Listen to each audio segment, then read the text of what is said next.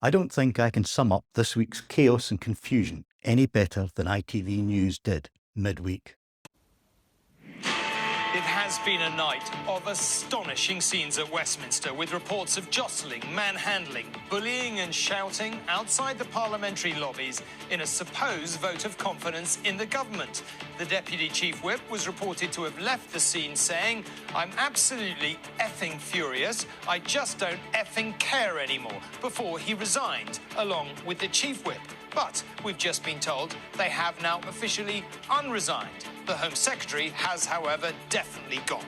In short, it is total, absolute, abject chaos.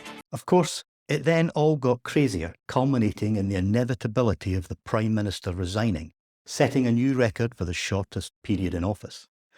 The madness will not end, as the Tories now select a new Prime Minister next week, and the cycle of insanity begins all over again. The UK is in a state of constant crisis and long-term decline.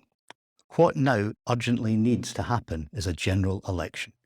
With all the UK parties signed up to the economic pain of a hard Brexit and austerity cuts, Scotland must have the choice of independence at the polls. We simply cannot stay shackled to this failed Brexit experiment any longer. This week, I questioned the latest Chancellor on the markets having factored in the removal of the Prime Minister, questioned the Justice Minister over legislative opt-outs for government on issues of free speech, and challenged the government over the energy support betrayal, which will see average household bills exceed £4,300 by April when support stops.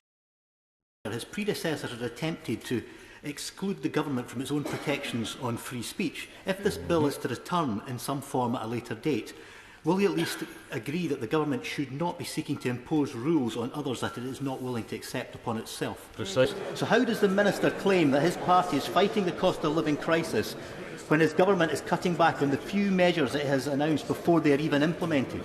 I voted in favour of amendments to improve the energy prices bill, including requiring government to report on the support available after April 2023, something rejected by the Tories and abstained on by Labour. I voted against the public order bill and against fracking. In debate, I spoke on the issue of motor neuron disease and for greater transparency and urgency in the government's spending of the ring-fenced £50 million research spending. But what I would particularly like to know now is what progress has been made in allocating the funding. Just when will the consultation on the MND partnership result in a tangible plan? Progress in this feels too slow to my liking.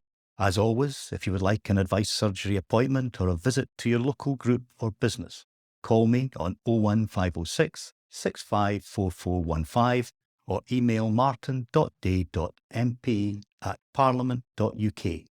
And until next week, stay safe.